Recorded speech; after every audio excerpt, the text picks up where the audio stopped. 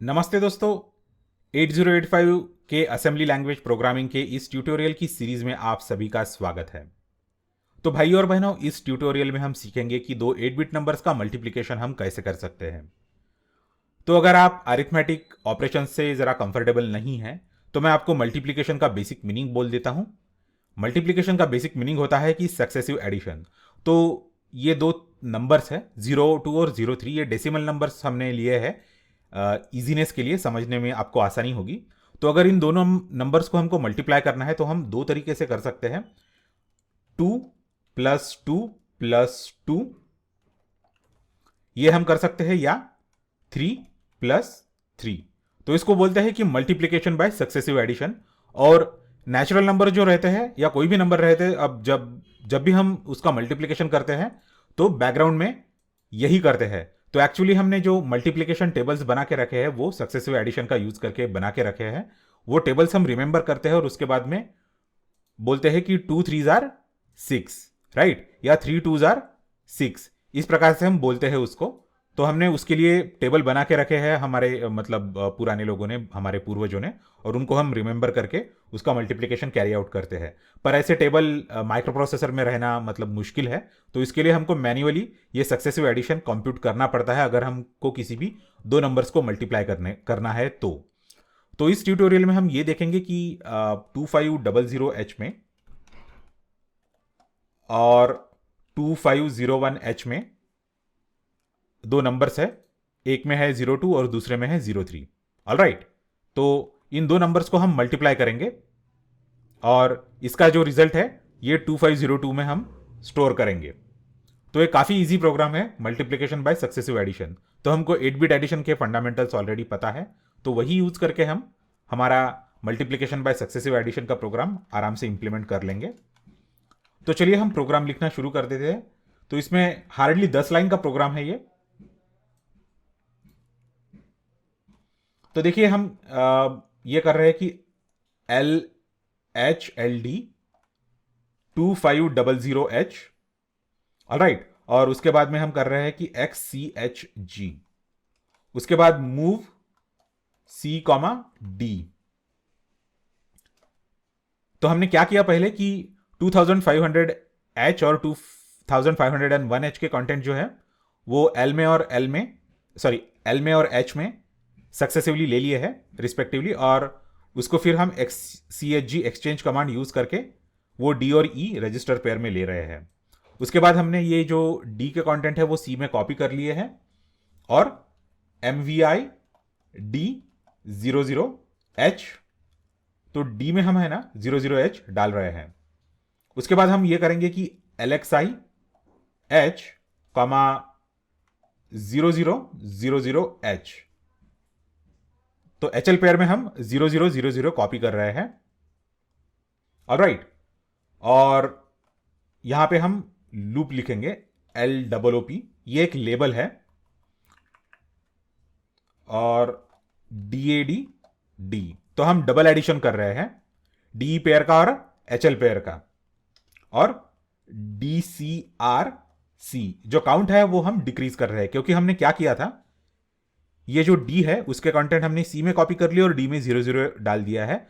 तो सिर्फ हमको जो DE पेयर है उसमें सिर्फ रजिस्टर E में हमको कंटेंट मिलेंगे और उसको हम डबल ऐड करते जाएंगे, और ये जो C है जिसमें हमने D के कंटेंट कॉपी कर लिए थे उसको हम डिक्रीज करते जाएंगे जब तक कि ये 0 नहीं हो जाता।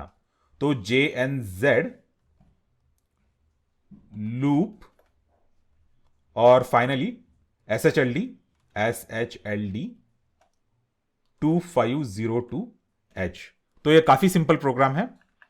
तो जब हम इस प्रोग्राम का एग्जीक्यूशन खत्म कर देंगे तब हमको जो HL पेयर है उसमें अपना रिजल्ट मिल जाएगा। तो इसमें 16 बिट रिजल्ट आने की भी चांसेस है, वो पॉसिबिलिटी भी हमने ऑलरेडी हैंडल कर दी है कि अगर 16 बिट रिजल्ट भी रहा तो भी उसका लोअर बाइट जो रहता है वो हमेशा 2502H में जाएगा और हायर बाइट जो रहेगा वो 2503H में जाके स्टोर हो जाएगा। तो ये काफ़ी इजी प्रोग्राम है। हम 3 4 टेस्ट केसेस रन करेंगे उसके। पहले 2 और 3 का मल्टीप्लिकेशन देख लेंगे, उसका मल्टीप्लिकेशन 6 आ जाना चाहिए, यहाँ पे 6 आना चाहिए और यहाँ पे 0 आ जाना चाहिए। तो मैं ये प्रोग्राम ज़रा सेव कर लेता हूँ, उसमें कुछ एरर है कि नहीं एक बार हम मैन्युअली पूरा का पूरा देख लेंगे। यहाँ पे है LHLD XCHG और यहाँ पे है मूव D, लॉजिक में भी कुछ एरर नहीं होना चाहिए और सिंटैक्स में भी कुछ एरर नहीं होना चाहिए। तो मैं आपको ज़रा एक छोटा सा वार्निंग दे देता हूँ, ये GNU सिम 8085 जो है वो ज़रा अनस्टेबल सॉफ्टवेयर मुझे तो मतलब पर्सनली ऐसा लगा है, क्योंकि अगर एक दो बार एरर आ जाता है हमारे कोड के एग्जीक्यूट करने में तो ये पूरा का पूरा सॉफ्टवेयर क्रैश हो जाता है। और ये मैं अफोर्ड नहीं कर सकता क्रैश होना सॉफ्टवेयर, क्योंकि मुझे पूरा का पूरा चीज़ रिकॉर्ड करना पड़ता है, बीच में क्रैश हो गया तो फिर से वो सॉफ्टवेयर रिस्टार्ट करना वगैरह पड़ता है और पूरा का पूरा प्रोग्राम फिर से लिखना पड़ता है, डीबग करना पड़ता है ऑनलाइन। तो इसके लिए मैं पूरा का पूरा जो प्रोग्राम है पहले ही ऐसे शीट्स पे जो है प्रिंट कर लेता हूँ। ये आप इसमें शायद से प्रोग्राम देख सकते हैं। ऑलराइट, ये प्रोग्राम है वो मैं प्रिंट कर लेता हूँ और उसके बाद उसको रन करना शुरू कर देता हूँ। तो यहाँ पे मेरे हिसाब से तो कोई इसमें एरर मुझे दिख नहीं रहा है। तो अभी हम जाके इसको गियर का सिंबल क्लिक करके इसको एक ही झटके में पूरा का पूरा एग्जीक्यूट कर लेंगे और यहाँ पे आ गया है 06 और ये है 06, H में ये वैल्यू थी और L में 06 वैल्यू थी। तो इस प्रकार से हम मल्टीप्लिकेशन कर सकते हैं। थोड़ा सा बड़ा नंबर भी अगर हम लिए, सॉरी ए तो नहीं ले सकते, मतलब ये डेसिमल में इसमें हमको डेटा रिप्रेजेंट करना पड़ता है। तो 10 मल्टीप्लाइड बाई 3 30 आ जाना चाहिए, तो उसका आंसर आ जाना चाहिए 30। यहाँ पे देखेंगे यहाँ पे 30 आंसर आ गया है उसका। तो हमारे कन्वीनियंस के लिए ये पूरा डेटा हमको ये सॉफ्टवेयर जो है वो डेसिमल में दिखा देता है। तो इस प्रकार से हम सिंपल मल्टीप्लिकेशन कर सकते हैं।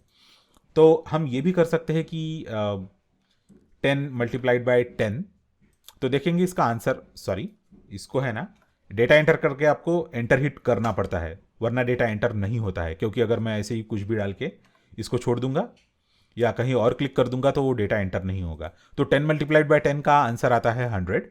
तो ये तो काफ़ी सिंपल है, हमें पता है। तो यहाँ पे 100 आंसर आ गया है। ऑलराइट, तो इस प्रकार से हम मल्टीप्लिकेशन कैरी आउट कर सकते हैं। आप वो टेस्ट केस भी चेक कर लीजिए जिसमें कैरी जनरेट होता है या 16 प्योरली 16 बिट नंबर उसका जनरेट होता है, वो आप पॉसिबिलिटी चेक कर सकते हैं इसकी। तो अगर मैं थोड़ा सा और बड़ा नंबर लेता हूँ कि 1000 मल्टीप्लाइड बाय 10 लेता हूँ तो क्या आना चाहिए उसका आंसर, ये भी देख लेंगे। ऑलराइट, तो ये उसका आंसर आ जाता है। तो इसको आपको कन्वर्जन वगैरह करना पड़ेगा, तो वो आप देख लीजिए उसका कन्वर्जन वगैरह कैसे करना है। तो इस प्रकार से हम लोग मल्टीप्लिकेशन का प्रोग्राम एग्जीक्यूट कर सकते हैं।